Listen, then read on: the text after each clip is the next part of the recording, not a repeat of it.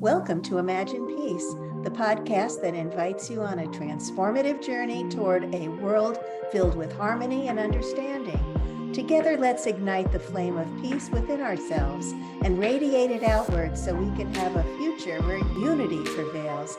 This is Imagine Peace, where dreams become reality.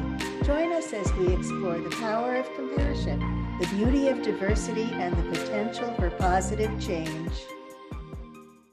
Welcome to Imagine Peace.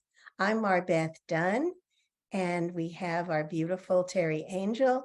And this week's guest is Father Sean O'Leary. And he was born in Ireland and earned a Bachelor of Science in Mathematics. And that's very important, as we will tell you a little bit later. He was ordained in 1972, spent 14 years in Kenya, has a PhD in transpersonal psychology. He's a licensed clinical psychologist, spiritual director of a community called Companions in the Journey, and he has authored 6 books. I can't read this first one. It's Ukweli, Nini, written in Swahili, Spirits in Spacesuits. I love that, and that's also the name of his website. Souls on Safari, A Sensible God, why, what your life is telling you about who you are and why you're here, and setting God free. Welcome, Sean. We are so honored to have you here on our Imagine Peace podcast. Can you tell us about the work that you are doing for world peace? So I think my most important contribution, I'm a big believer that the human journey is about sequential disidentification with previous versions of the self in order to embrace greater versions of the self. There's a great story that Jesus tells us in Luke's gospel, where he says you must be compassionate as your heavenly Father is compassionate. Now, Jesus is speaking Aramaic, and the word in Aramaic for compassion is rachamim, which is the plural of the word for a womb. So he's saying you must be womb-like. And so it seems to me that the essence of the creator, whatever you want to call it, is the ability to birth again and again and again. A womb is that which can conceive, carry, and give birth sequentially. We're constantly giving birth to greater versions of the self.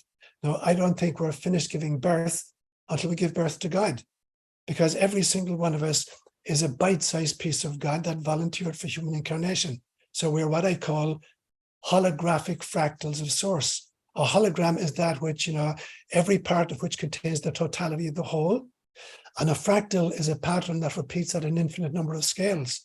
So I believe that we are holographic fractals of source, that everything that exists is a word of God made flesh, whether it's a bunny rabbit or an oak tree or a human being, that it's God articulating herself, and that our job is to remember who we are.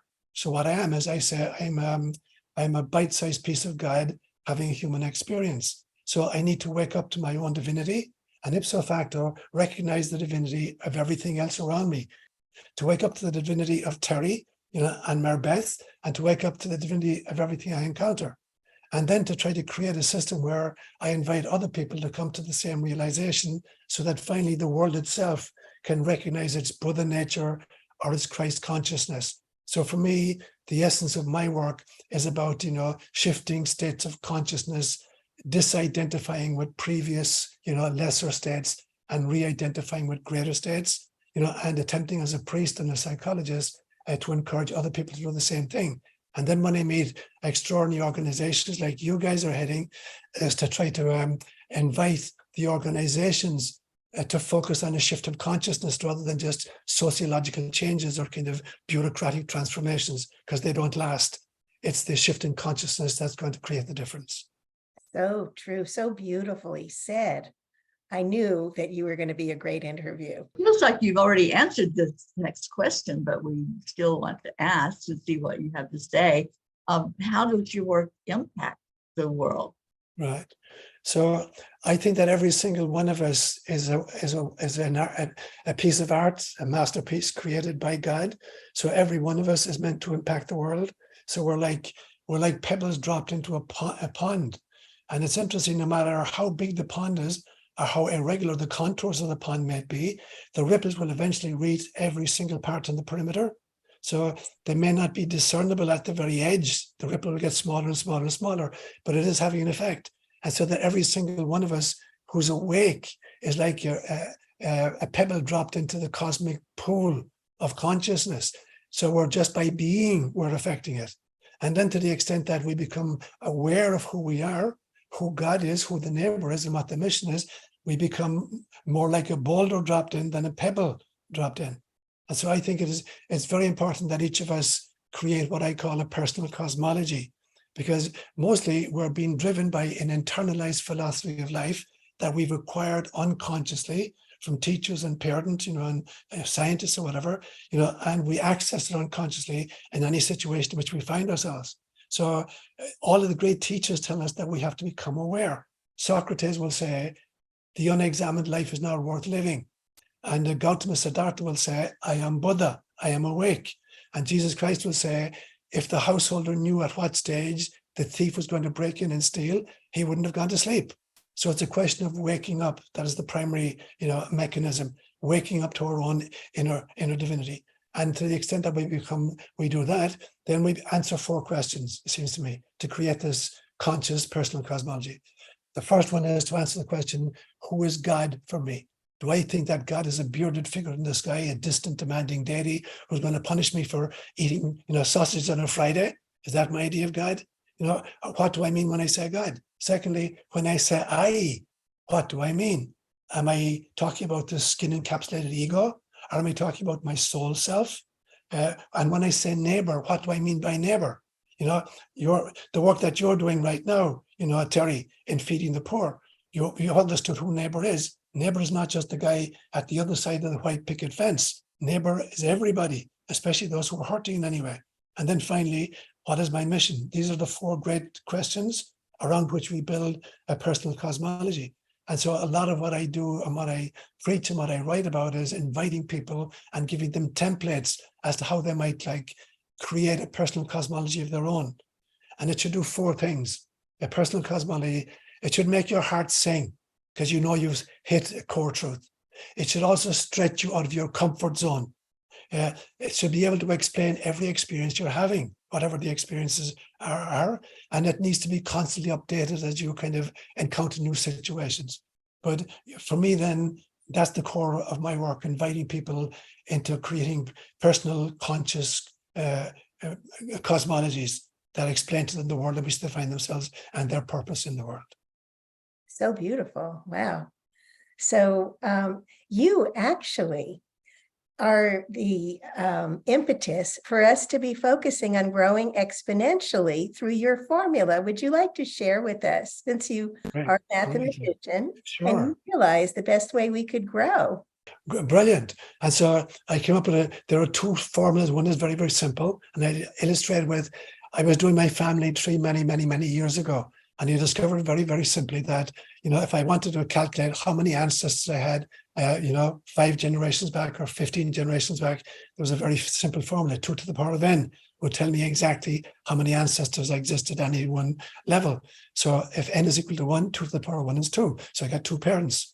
If n is equal to 3, 2 to the power of 3 is 8. So I've got 8 great-grandparents. If I go back 10 generations, 2 to the power of 10 is 1,024. So that tells me 10 generations back, there were 1,024 people who conspired to create me. And that's true for every one of us. It doesn't fill in all the pieces in between, the grandparents and the great-grandparents and the great-great-grandparents. So I use that simply then. If I use 10 to the power of 8, that will generate actually 100 million. After 8 generations, it'll generate 100 million. But there'll be a lot of kind of overlap, because if you and I and Terry and Mary Beth and I send out a list of 10 different people, it may well be there's an overlap that I'm sending to some of the same people that you are. So to be, as we say in Irish, to be sure, we could actually accomplish it in 7 iterations. 10 to the power of 7 is actually 10 million people.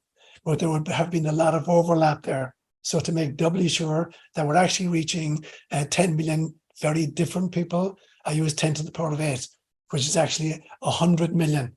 But there'll be so much overlap that I want to just make sure, that we're covering all our bases and that we're generating at least 10 million brand new different people. Wow, I love that. because truthfully, I'm not a mathematician. I couldn't have figured that out myself, or but you make it sound so simple, although it, getting the people is not always as simple as we would like. Right. Is then just using that simple formula. If every person, this is the ideal situation, obviously, if every person were to turn it around on a 24-hour basis, so I get a list from today and tomorrow I send out my list of 10, you could actually accomplish this in 8 days. You would have reached your target population of 10 million people within 8 days. Amazing. So appreciate you sharing that with us. It's exciting to think that it's a possibility, and I believe it. Thanks, Terry. So we want to add, what does world peace mean to you personally? Right. So for me, world peace is on the recognition that we're all bite-sized pieces of God. So world peace is not kind of different people from different sources making some kinds of international agreements with each other, kind of to protect or divvy up the world's spoils.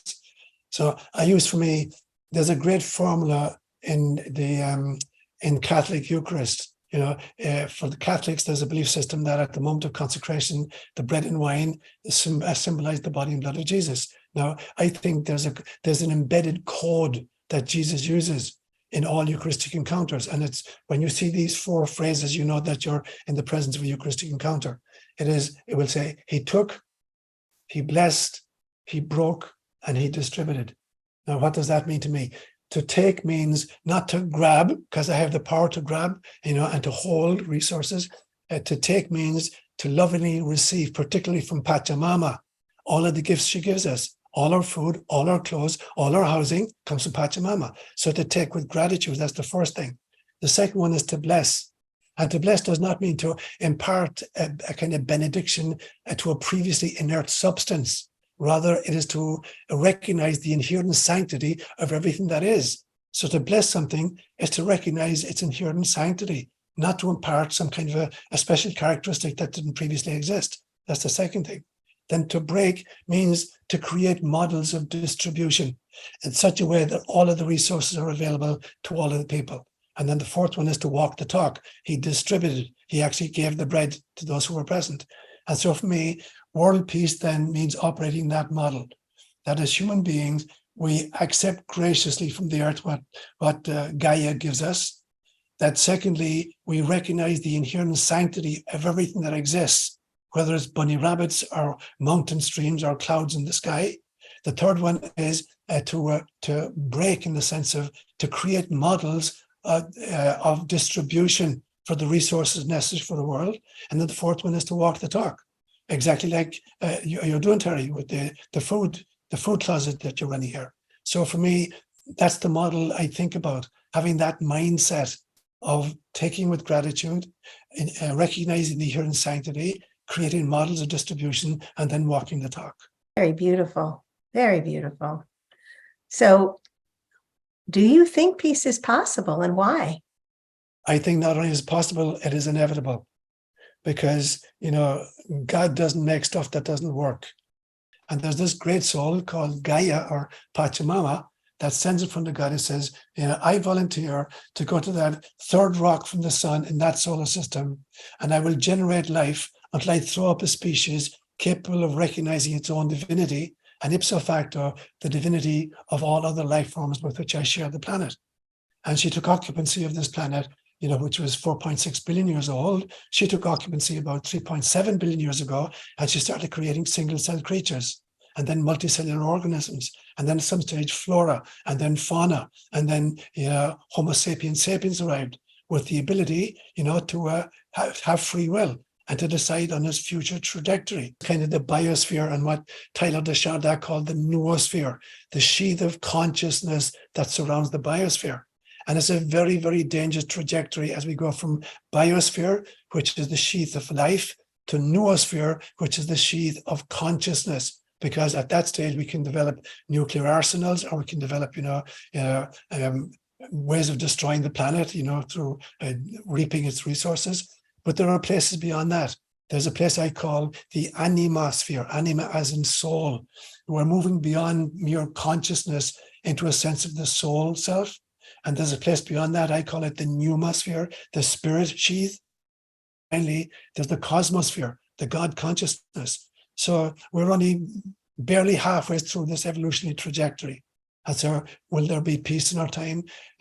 We may have to go through a birthing process, and then we have to volunteer to be the doulas for that process, to realize we volunteer to be here and we volunteer to be here now. We were not blindsided when we arrived, not realizing what lay ahead of us. We knew the times into which we were being parachuted, and we knew what our mission was, and souls don't give up. Whatever they need to do in order to create the outcome intended by God, they will do it. So whatever vicissitudes we have to encounter on the journey, the other side of it is a brand new baby, a brand new version. I call it Homo spiritualis, that Homo sapiens sapiens can give birth to 3 different kinds of kids. Homo sociopathicus, who are just ravishing the planet and depleting the resources, or Homo artificialis, which is a kind of a transhumanist agenda where we want to be turned into kind of artificial intelligence, and Homo spiritualis, which is the true trajectory. That is the next stage intended for Homo sapiens, to become literally God-infused beings. And that's our function, that's our mission, and that's exactly what you guys are doing. Beautiful. Why is meditating for peace important? I think it's important because meditation is one of the easiest ways in which we can disidentify with our physical selves or our emotional beings, or even with ratiocination, with our thought processes. And it's also important because it literally, the brain and the heart are both creating, frequencies of various kinds that are emanating out. And so particularly transcendental meditation created a mathematical formula many years ago. They believe that if you could get the square root of 1% of the world population in a physical location together meditating, that they would create world peace immediately. Now, the interesting thing is, even with the present population of 8 billion people, the square root of 1% of 8 billion people is just a little over 9,000 human beings. So if you got 9,000 human beings in the same physical location meditating together, their brain waves and their heart waves would amplify each other in such a way that it would create an energy of absolute peace on the planet. Now, in the absence of getting into the same physical location, there's a different formula. And you guys have hit on it in a sense. Getting 10 million people in various locations, they can amplify the heart waves and the brain waves as well, so that they create a greater momentum. And the simple example is, if you have a little child sitting on a swing and she says to you, "Mama, push me higher," and you stand behind and you push the swing, and the swing oscillates a little bit. Now, if you want to drive the child higher and higher, you have to stand behind, and at the very moment when the swing is about to stop, you push. Then you can amplify it. The next time it comes back, you push again, and finally you're amplifying the swing.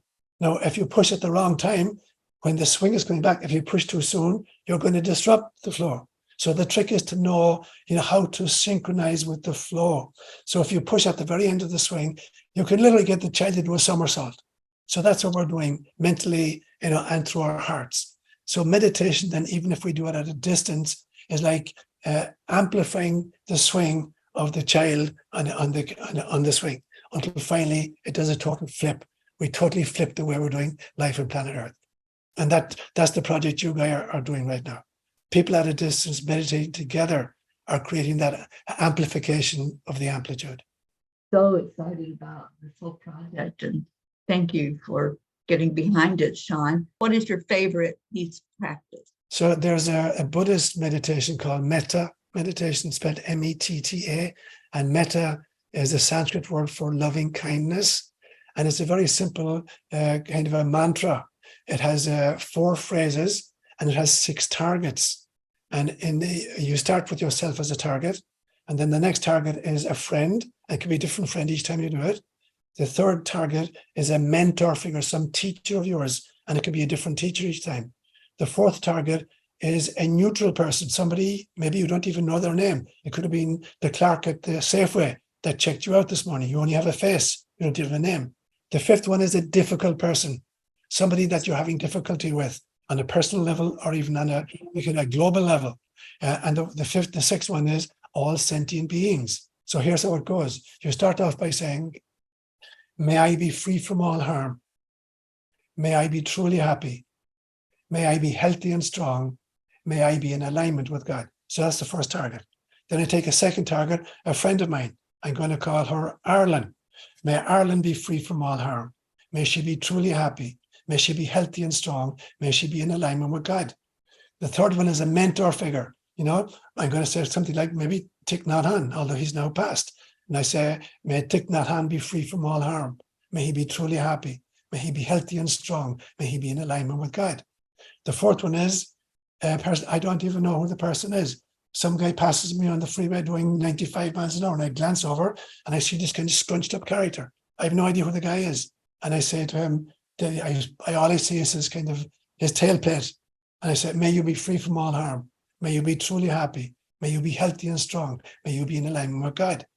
Number 5 is a person that I'm having difficulties with.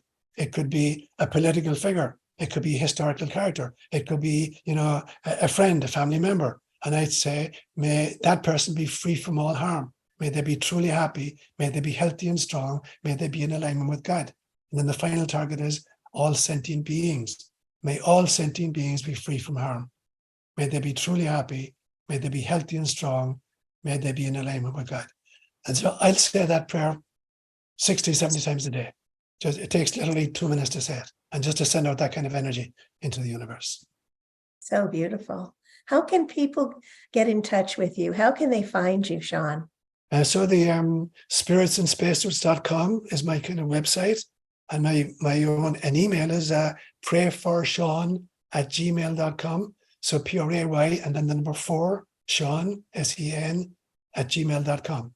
Beautiful. Thank you so much. This was so fascinating. You really are just an amazing being. And we're so grateful that you were able to come and join us today. I am so privileged that you have that you've enfolded me in your hug to try to continue this work together. Absolutely. Thank you so much. Namaste to you both.